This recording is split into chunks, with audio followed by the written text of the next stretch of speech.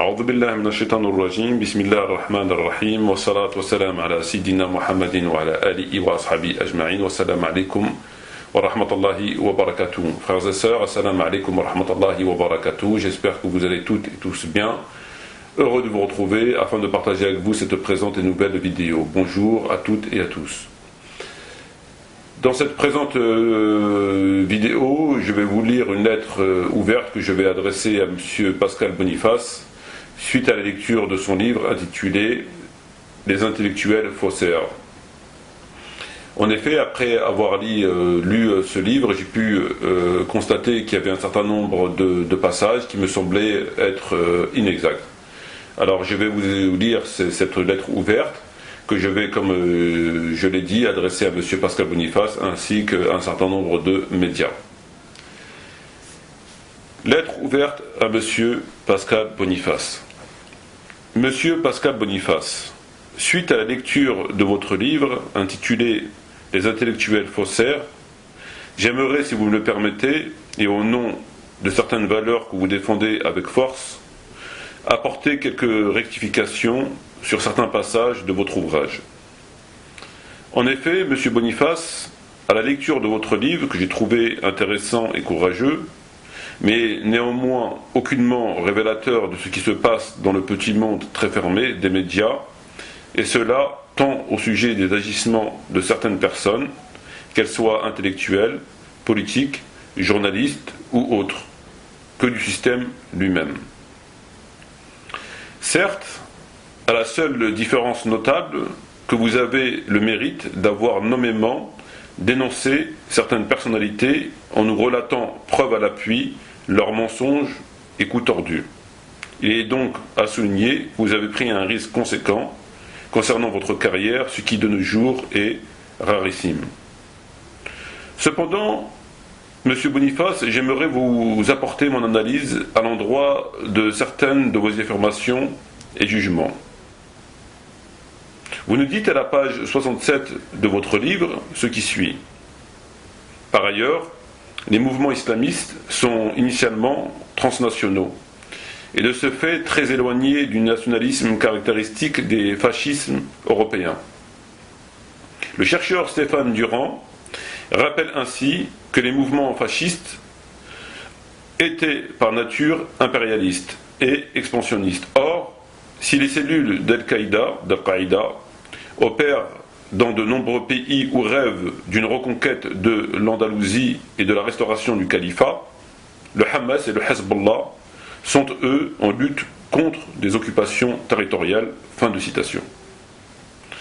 Or, cela est parfaitement inexact. En effet, il faut savoir que le Hezbollah, tout comme le Hamas, partagent complètement le point de vue théologique de Al-Qaïda, d'Al-Qaïda et de bien d'autres groupes dits islamistes sur la question de l'expansionnisme de l'islam à travers le monde. Ce n'est donc et en aucun cas le fait singulier et unique d'Al-Qaïda. Et à titre d'argument, je peux vous narrer une citation de l'imam Khomeini, référence, comme vous le savez, suprême des musulmans chiites et donc du Hezbollah. Ouverture des guillemets. Tout pouvoir laïque, quelle que soit la forme sous laquelle il se manifeste, est forcément un pouvoir athée, œuvre de Satan. Il est de notre devoir de l'enrayer et de combattre ses effets. Le pouvoir satanique ne peut engendrer que la corruption sur la terre, le mal suprême qui doit être impitoyablement combattu et déraciné. Pour ce faire, nous n'avons d'autre solution que de renverser tous les gouvernements qui ne reposent pas sur les purs principes islamiques et sont donc corrompus et corrupteurs. De démanteler les systèmes administratifs traîtres, pourris, tyranniques et injustes qui les servent. C'est non seulement notre point de vue, c'est non seulement notre devoir en Iran, mais c'est aussi le devoir de tous les musulmans du monde, dans tous les pays musulmans, de mener la révolution politique islamique à la victoire finale. Fin de citation. Référence du texte, principes politiques, philosophiques, sociaux et religieux de l'Ayatollah Khomeini, édition libre à lire. En conclusion de quoi, il me semble, et sous toute réserve, que vous avez tort lorsque vous accréditez la thèse du chercheur Stéphane Durand selon laquelle il est nécessaire de distinguer la position du Hezbollah et du Hamas et celle de, entre autres, Al-Qaïda sur la dite question. Ensuite, vous nous dites dans votre ouvrage à la page 73, je vous cite, « On a beaucoup dit que les Arabes physiquement présents en France depuis 2 ou 3 générations ne peuvent s'intégrer parce qu'ils sont musulmans, à la différence des précédentes vagues d'immigrés, espagnoles, italiennes, polonaises, etc. Si le constat est exact, il y a erreur sur les causes du phénomène. L'explication n'est pas religieuse et ethnique, mais sociale. Les précédentes générations d'immigrés ont subi le choc du rejet et du racisme avant de s'intégrer au bout d'une ou 2 générations grâce à l'école et au travail. La vague d'immigrés musulmans est arrivée en période d'explosion du chômage. La machine à intégrer était abîmée, d'où la tentation chez certains d'ethniciser la question sociale. Or, il me semble là aussi que vous commettez une erreur évidente. En effet, la non-intégration des populations arabo-musulmanes résulte de toute évidence d'un conflit entre le choix permanent de l'islam comme mode de vie et le système français. Bien évidemment, les revendications islamiques contenues dans les 2 fondements de l'islam, à savoir le Coran et la Sunna, recèlent de façon tout à fait claire un mode de vie qui rythme l'existence du croyant tant sur le plan moral que sur le plan juridique, c'est-à-dire pénal, civil, commercial, entre autres. De ce fait indiscutable, il est certes très logique que nous autres croyants sommes en conflit permanent entre le choix de l'islam et le mode d'existence, je dirais, français. En conséquence de quoi, cela rend pour le moins difficile et juridiquement, entre parenthèses, islamique, impossible l'intégration des musulmans vivant en France et partout ailleurs où le système est non islamique au sens étatique du terme. En effet, est-il possible à un individu d'être au quotidien fidèle à 2 constitutions opposées? Bien évidemment, nous connaissons le discours d'entre autres Tariq Ramadan, qui est aussi celui de Malik Shebel, d'Ali Boubaker et de bien d'autres, lequel consiste à faire croire qu'il n'y a strictement aucune incompatibilité entre être musulman et vivre pleinement son intégration. De toute évidence, ce discours ne tient pas face à l'examen des textes. Par ailleurs, faudrait-il rappeler que ce discours fort bien médiatisé émane toujours de personnalités s'exprimant non pas par conviction, mais par motivation carriériste, pour ne pas dire affairiste.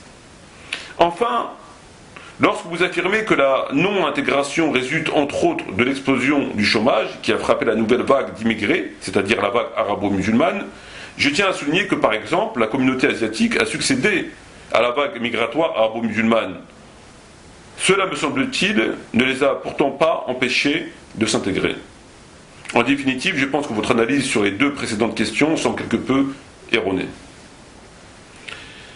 À présent, et pour terminer, j'aimerais évoquer la question de Tariq Ramadan que vous présentez comme une victime, puisqu'en effet, à la lecture de votre texte, on pourra lire que vous avez dénoncé, et sûrement à juste titre, les mensonges et autres coups tordus que Tariq Ramadan aurait subis de la part d'entre autres Caroline Forest et de Bernard-Henri Lévy.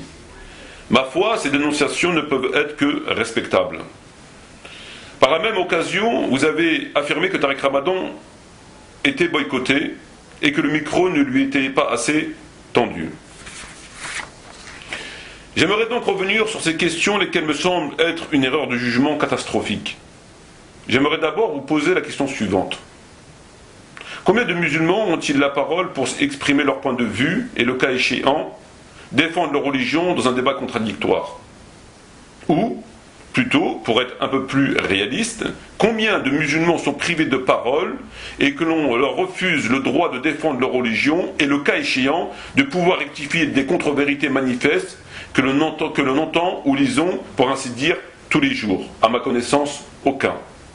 Pouvez-vous me dire, monsieur Boniface, combien de musulmans sont-ils invités pour répondre à des questions ou des critiques visant leur religion? À ma connaissance, aucun. Aucun, excepté un seul, Tariq Ramadan, qui non seulement raconte ce qui l'arrange, ou plus précisément ce qui arrange ses affaires, mais plus grave encore, ce dernier n'a jamais été confronté à un autre musulman dans un quelconque débat contradictoire.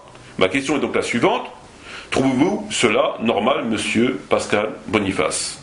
Monsieur Boniface, trouvez-vous normal que l'on privilégie de fait les thèses véhiculées par Tariq Ramadan sans qu'aucun autre musulman ne puisse s'opposer aux affirmations particulièrement mensongères et ô combien intéressées de Tariq Ramadan? Cela est pourtant fort choquant. Néanmoins, cela ne semble pas vous interpeller. Plus anormal, vous estimez que Tariq Ramadan n'a pas assez la parole. Dans ce cas, que dire de ceux qui ne l'ont jamais, et pourquoi? Doit-on penser que tous les musulmans de France sont muets? Ou doit-on penser que tous les musulmans de France sont d'accord avec les thèses véhiculées par Tariq Ramadan? Ou doit-on plutôt penser à une machination visant à promouvoir un seul discours, l'imposer en le martelant matin, midi et soir, et cela sans qu'aucun autre musulman ne puisse s'y opposer? Ainsi, nous sommes réduits à l'aliénation la plus sommaire. De ce fait, des contre-vérités deviennent des vérités absolues, ce par la censure de toute forme d'opposition intellectuelle, dont, au demeurant, on veut faire croire qu'il n'existe aucune opposition, et cela, entre autres, par le rabâchement de contre-vérités manifestes. Vous écrivez à juste titre, M. Boniface, ce qui suit. Un des points communs de la plupart des faussaires, mentionnés dans les pages qui suivent, c'est justement qu'ils refusent le débat et essayent de faire taire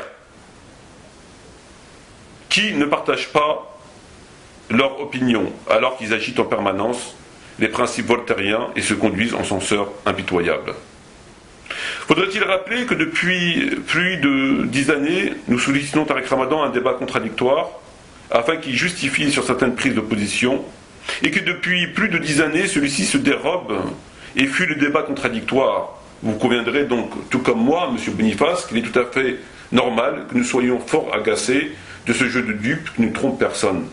Alors, et pour terminer sur ce point, lorsque vous affirmez que Tariq Ramadan n'est pas assez médiatisé, cela me semble quelque peu déplacé et injustifié face au reste de millions de musulmans privés de parole, parce que l'on ne souhaite pas entendre un autre son de cloche, qui plus est un son de cloche qui nous déplaît. Ainsi, la voix est libre à toutes celles et ceux qui souhaitent dire tout et n'importe quoi, pourvu qu'ils disent ce que l'on souhaite entendre, ou en tout cas dire ce qui nous arrange.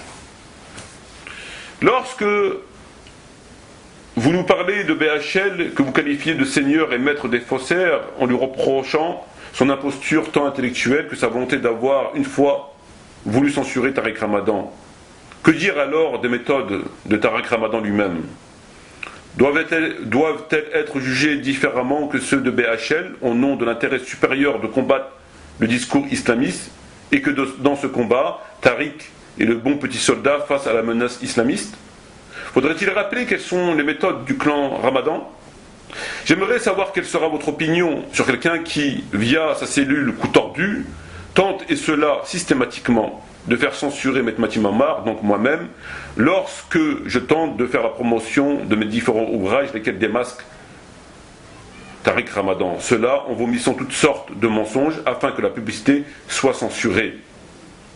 Comme cela a été le cas avec Google, le magazine Maghreb de Paris, le magazine Génération, le quotidien Le Monde, Radio Méditerranée, etc., etc. Lorsque cette personne fait jouer ces relations afin que Maître Matimamar soit privé de diffuser son discours et de bien d'autres coups tordus. Alors permettez-moi de vous dire que le nom de Tariq Ramadan, me semble-t-il, doit être ajouté à votre liste d'intellectuels faussaires, lesquels sont selon vous, selon votre définition, celles et ceux qui refusent le débat et essayent de faire taire qui ne partagent pas leur opinion, ceux qui ne partagent pas leur opinion alors qu'ils agitent en permanence les principes voltairiens et se conduisent en censeurs impitoyables. Est-ce que 10 années de dérobade et de coups, non pas sous la ceinture, mais sur les parties intimes, ne suffisent pas à octroyer à Tariq Ramadan la première place du podium et de ravir le titre à BHL, celui de seigneur et maître des faussaires, avec la mention excellent? Alors lorsque vous qualifiez Caroline Fourest de céréale menteuse et Bernard-Henri Lévy de seigneur et maître des faussaires, il me semble alors parfaitement judicieux et légitime que je puisse qualifier Tariq Ramadan de porte-parole des faussaires, à la seule différence notable que si BHL, Fourest et bien d'autres mentent sans vergogne, alors auditoire, Tariq lui ment aussi sans vergogne, non seulement à tout le monde, mais aussi et surtout à nous autres musulmans. Car en définitive, c'est bien nous qui subissons un lourd préjudice des différentes hérésies et mensonges du porte-parole des seigneurs et maîtres des faussaires. J'aimerais, laissez-moi vous dire, laissez-moi vous le dire, que BHL n'est pas le seul à avoir bâti, comme vous le dites, sa carrière en maniant sans vergogne le mensonge. Pontoise, le 18 février 2012, Mekmati Mamar. Sur ce, je vous remercie de votre attention. Je vous dis shukran jaziran wa salam alaikum wa rahmatullahi wa barakatuh. Merci à toutes et à tous. Ce texte sera envoyé à M. Pascal Boniface ainsi qu'à différents, comme je l'ai dit, médias. Merci beaucoup à vous. Merci de votre attention et à bientôt, Inch'Allah. Salam alaikum wa rahmatullahi wa barakatuh.